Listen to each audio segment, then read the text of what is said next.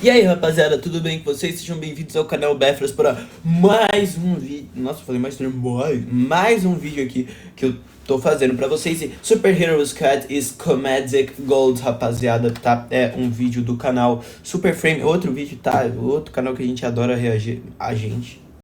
Adora reagir, bora lá. You're likely used to the adventures of Earth's mightiest heroes, the exciting characters in spectacular Spider-Man, or the layered story of Wolverine and the X-Men. This really was the peak of Marvel content in the early 2010s, the golden age of Marvel animation, so to speak. These really were the shows that raised me. When I was 12 or 13 after school, these were the shows I'd watch. However, there was a show before school.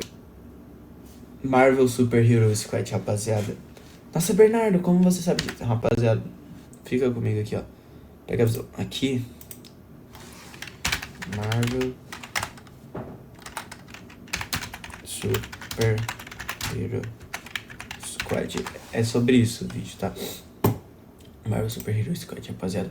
Tem um jogo disso, era uma linha da Marvel, mas tem jogo disso. Tem série, ó. Isso daqui é o show, né? A série. Tá na Disney Plus. Esse daqui é um jogo pra Nintendo Wii, que tá no Nintendo Wii, também tem pra DS. Isso daqui, se eu não me engano, é um DVD, não, é um jogo pra PSP. Acho que é isso. E principalmente a linha que fez mais sucesso disso, que são os brinquedos, rapaziada. Que é praticamente... Calma, deixa eu ver se esse daqui está correto. Deixa eu até me mudar de lado aqui, rapaziada. Deixa eu ver se esse daqui tá... Esses daqui eram Marvel Super Hero Squads. Não exatamente esses. Os dois de baixo são... Os dois de cima não. Os dois de cima são já de outra linha. Como que você é especialista nisso, Bernardo? Cara, eu brincava com esses brinquedos. Não era porque não tem... Ó, esses daqui não são. São Marvel Super Hero Friends, eu acho. Da Play School, esses daqui. Não são Super Hero Squad. Ó a diferença. Esse daqui é um da Play School, esse daqui é um Super Hero Squad. Esse é tipo a linha mais antiga, né, rapaziada? Basicamente essa daqui é diferente. Ó, eu acho que eu até tenho algum brinquedo disso. Deixa eu ver. Ai! Acho que eu tenho aqui na minha prateleira. Aqui, achei. Esses daqui não, esses daqui são da Fisher Price? Ó. Calma aí. Que esses são da DC, ó. Imaginext, rapaziada.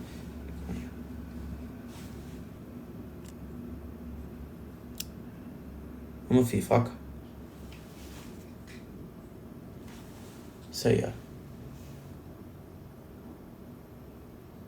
Imaginext, rapaziada. Mano, eu brincava com isso quando eu era menor. E até hoje tá aqui na minha prateleira, rapaziada. É muito divertido, né, pra criança em idade pré-escolar. E fez um baita de um sucesso, rapaziada. Tá, provavelmente eu acho que meu público não tá muito ligado nisso. Se vocês estiverem ligados, já comenta, porque eu não conheço muita gente que sabe da existência desses bonecos. Each morning, a show that was a massive celebration of everything Marvel, that introduced me to the likes of the Abomination, MODOK, Inclusive, essa série aí eu nunca assisti, mas eu me lembro de terem criado um personagem.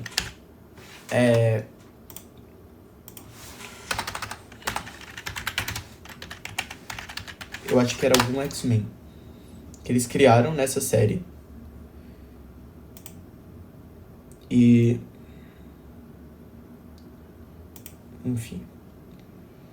Não, velho. Acho que não vai ter aqui. Super Hero Squad Show New Character. Qual é o personagem novo? Aqui, ó. É esse daqui, rapaziada. Esse daqui.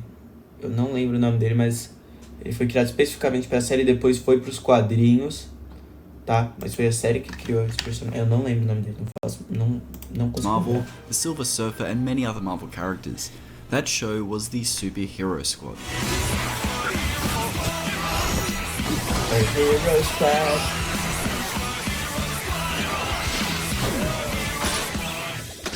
I hate those squaddies. I would say tonally, the Superhero Squad parodies the Marvel Universe in a similar way Brave and the Bold does, tongue-in-cheek poking fun at the sillier aspects of those universes while celebrating them too. If you've seen Brave and the Bold, you know it's an earnest, charming celebration of the Bronze Age of DC Comics, and it doesn't take itself too seriously. So when I say that Superhero Squad makes Brave and the Bold look adult in comparison, you can really see how I'm framing the Superhero Squad. Look, a lot of it is juvenile. Kids' jokes make up a lot of the show. A lot of the show you could passively watch whilst flicking on your phone. So a good question is, Mitch, why are you even trying to bother with this show? What's so good about it? Well, I'm glad you asked. Superhero Squad, when it cuts the shit and sneaks in adult jokes, is comedic gold. When I was a kid, I saw this show likely how it was intended for kids. I saw the bright colours and the goofy moments, some superheroes in a city called Superhero City that fend off villains held back by a big gate who reside in Villainville. Yeah, it's not trying to be complex. It's not trying to be groundbreaking or thought-provoking. It's simply a kids show. But since getting Disney Plus, I decided to revisit the show only to find out an entire layer to this show that I was missing out on. As I mentioned before, there's some jokes more geared towards adults, not in a crude way, just ones an older audience might appreciate. Like when you're talking to a girl, what's the first thing she always asks you? It's your height, isn't it? It's a big thing for a lot of guys that a lot of guys are insecure about. And this show has got height jokes. Now only bird beauty. Hey, I'm 5'11", okay? And it's more than just that. It even references other shows and movies, whether it's quickly showing versions of these characters from Earth's Mightiest Heroes, Such weird apparitions. or the Surfer making fun of Storm's ridiculous quote from X-Men 1. So that is what happens to a toad when it is hit by lightning.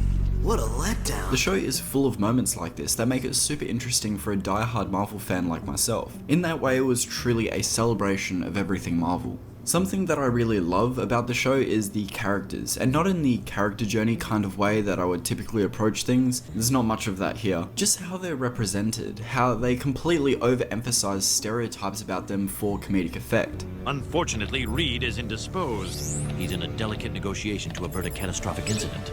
You can't stay mad at me forever. How was I supposed to know that it was your birthday?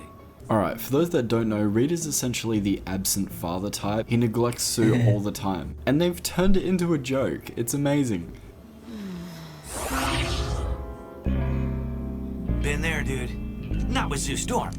Anymore. And this goes for other characters too. Cap is known as the soldier frozen in time. So they took that literally and had him constantly in military mode, referencing the past. Those were the days. Hot jazz and skinny eyebrows. Or they'll have him amazed at modern technology. Golly gee, microwaves are truly a modern miracle. Oh, hey, Cap. Ah, I just love how unpolitically correct he is. thanks for the save, lady. Oh, these liberated women of today. Equal pay for equal work, I say. See you around the USO. Some characters that were definite standouts to me were Thor and MODOK. I feel like they just had some of the best lines or reactions to lines. Eureka! Yes, and you reek of machine oil. What about it? Whether it's Thor worried about his golden hair or his outfit, Do these leggings make me look fat? You're just big boned. like I said, MODOK also gets some great lines. As a smaller character in stature, he gets overlooked a lot, a kind of joke of a villain. I like what you have done with the place. You do? Well, there's no accounting for taste. Seems a little bit D-U-L-L to me. So instead of being forgotten about, they play that up. I heard from a friend of a friend of a cousin of a friend that Iron Man once said, your voice reminds him of fingernails on a chalkboard over a loudspeaker during a train wreck. Iron Man said that. Can you believe it? Hey, what? In a way, having his lines undercut to great effect. Sheesh, what a grouch. I can comment if I want to. You're not the boss of me. The writers clearly understand the perceptions audiences have of these characters and want to play on that. He's nothing but a head. Characters, in a sense, are taken to 110%. Miss Marvel being an obnoxiously strong, independent woman in the comics, you know, one of those types that'll let you know that they can do anything a guy can do. Like, we get it. Well, they play on that, making her some cranky alpha female. I want this man off the team. Begging Ms. Cranky Pants' pardon, but you don't get to decide who's on or off the team. He needs to be held accountable. This helicarrier is... A shield facility. It isn't just Miss Marvel either, it's literally every character that is exaggerated exaggerated. Doctor Strange is, well, strange. The Punisher is ultra gloomy. Even the Surfer, being Marvel's philosophical observer, he's parodied as a stoner skater. I just love it. Elderly human, I will assist you. I wanted to cross in the other direction, you silver stumble bum! No need to thank me, good citizen. Do you know how many people my age I could name who are like this? Now, I haven't said much for the story of this show, and I think that's because it takes a backseat to the antics and comedy. Regardless, it's pretty basic for both seasons. Essentially, Doctor Doom and Iron Man are using their forces, competing to find fractals of a broken Infinity Sword. The second season has a similar concept, just swapping out the fractals for the Infinity Stones and the Gauntlet. Essentially what we have is an episode template where we have a MacGuffin our heroes have to chase, and some sort of ultimate weapon we work towards throughout the season. What this does is allow episodes to be self-contained stories while still adding to the larger narrative. Whilst there is a story there, I wouldn't say it holds much weight or contributes much to my enjoyment of the show. The Infinity Sword by the end of season 1 is pretty useless in the wake of Galactus, who eats the thing. You don't have another one of those little snacky swords, do you? The Infinity Gauntlet arc of Season 2 definitely holds more weight with its moving characters, but it's not something that takes precedence over the jokes, or the cameos from the Marvel Pantheon at any point. You know who I am. The man you stole the Soul Stone from. Adam Warlock. I feel like Season 2 definitely feels more comfortable with getting strange, getting to see a lot of characters a lot of kids would have no clue about. I myself had no clue about at the time. Nebula, Captain Marvel, Ronan, Adam Warlock, I could go on. In Season 2 they definitely tried to strike a balance between the serious action and a plot with heart and fun. Herbie trying to fall in love in an almost Wall-E kind of way was adorable to watch, as that sits in the backdrop of the action of the episode. So what you have is a nice balance between the fun and levity and the action and plot. That being said, Herbie trying to shack up with a robot wasn't the only romance that made me smile. Miss Marvel's cringy relationship with Captain Marvel was hilarious to watch, seeing as we got to see that relationship through the eyes of Iron Man. Maskipoo, Cosmic Shield! Maskipoo? A worthy pet name. And the finishing sentence thing, oh, so good. I'm not sure. How much more we can take? About 30 seconds by my calculations. His cosmic awareness also helps him Finish other people's sentences? Yeah, I figured that out. Like, holy shit. Can't you use your cosmic awareness to... Help defeat the Dark Surfer? Dude, do you have any idea how... How irritating that is, you bet. Self-awareness is a saving grace for this show, and for Brave and the Bold. Cara, eu lembro de ter começado a assistir, só que eu já tava um pouco maior, então pra mim era meio bobinho, né? Então, cara, eu não terminei de assistir, só que, sabe, é uma homenagem, realmente. Essa série é uma homenagem a toda a Marvel, sabe? Se sono, mano. Tô com sono. Todo vídeo que eu gravo tô com sono, impressionante. E a Marvel sempre... Quer dizer, e homenageando todos os núcleos da Marvel, sabe? Do cósmico ao urbano. Isso é muito legal. To sit back and understand how silly all this is. Where did this thing come from? I wonder. Something Superhero Squad does that I absolutely love is making the viewer aware that they're aware it's a show itself, poking fun at story structure and pacing. Ready, squaddies? Time day. You're away! Too early in the show? Oh, right. This level of self-awareness just works and provides a couple of laughs towards the show's end. How much longer? I'm guessing it'll be ready toward the end of the episode. Superhero Squad has a bunch of jokes I wouldn't think they'd have in a show like this. Even in the negative zone, they use the metric system. Everything from saying women aren't funny to internet search history jokes. You regularly visit the following websites. Hey! Look, I love it. It's just surprising to see a show so self-aware of how dumb it all is sometimes. Like how villains always waffle on. And the source of all my power. If you're worried about people taking it, stop telling people what it is, where it is, and how powerful it is. This sort of ties into the self-awareness thing, but I'll always appreciate a show that doesn't talk down to kids. Whilst the visuals may say otherwise, the dialogue, if kids pick up on it, will show that they're not talking down to kids at all. I heard it was because they thought kids would try to imitate the Human Torch. Urban legend. Kids are too smart. They're not gonna do something just because they see the Human Torch doing it on television. I would look good with an earring on my butt. Oh, here, let me give you my credit card number. Sure, this show is simplistic. condensing complex arcs into dense, quick stories. Planet Hulk is a great example of this, a story that they managed to condense into 20 minutes. But that condensing doesn't take from the overall messages of the story or the adversities the heroes have to overcome, Beta Ray Bill earning his stripes being a great example of this. In 20 minutes, making a coherent story where he earns his role as Thor. I would say the Superhero Squad is less of an Avengers show and more of an overall Marvel show. Some episodes more X-Men heavy, some more... Cara, agora que eu percebi, a Disney não tinha os direitos do Homem-Aranha em desenhos animados. Porque, cara, o Homem-Aranha não aparece. O Homem-Aranha aparece.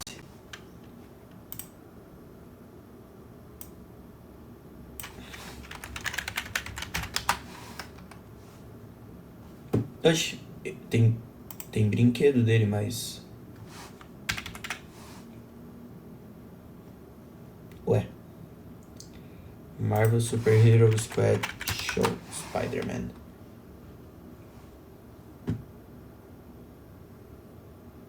Ó, pra vocês terem ideia de como fez sucesso, rapaziada. Tinha até dos filmes, ó. Que é o Homem-Aranha do Tobey Maguire. Daí ele com Venom. Com o Ben de Mirim. Aqui é o do Andrew. Mano, não sei se... Eu acho que isso aqui é de fã. Não é real, não. Mas, cara, o Homem-Aranha tem boneco dele, mas ele não apareceu no desenho. Ué.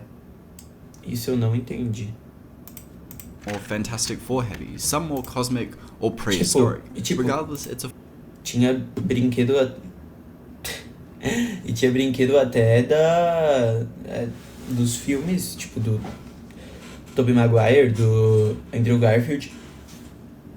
Então, tecnicamente, tinha uma parceria com a Sony, porque eu acho que mesmo a Marvel tendo todos os direitos, ela não pode simplesmente criar os brinquedos e começar a vender. Então, sei lá. Funny show that respects the source material but plays with it to make some funny moments. Some of the funny moments are a little simplistic. Young toast landed jam side up. Oh, it is against the laws of both nature and breakfast. Superhero Squad was my first exposure to the larger Marvel universe. Whilst I didn't understand most of the characters at the time, it allowed me to have a loose understanding of them, so when I grew up and started to see these characters in the movies, I automatically had a grasp of who I was looking at and what to expect. The Infinity Gauntlet! Some assembly required. Look, do I think it's some hidden masterpiece? Oh my goodness, no. Is it some dense layered show? No. Que isso? Tem uma super-heroína Brasil. O Super Brasil. Caramba. Qual que é o nome dela? Brasil, sei lá. Com Z.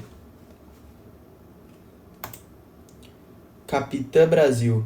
Mano, isso existe de verdade. Da Terra 91119. Deixa eu ver.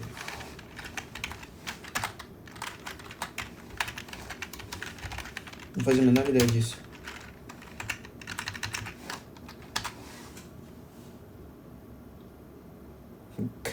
Tá bom, Brasília.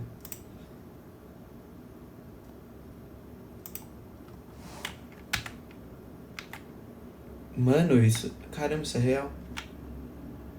Caramba, não fazia ideia disso.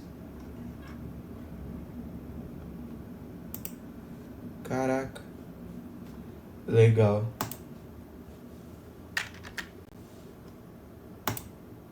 Ah, é, que aqui tem vários países. É Reino Unido, Canadá, sei lá o que é isso.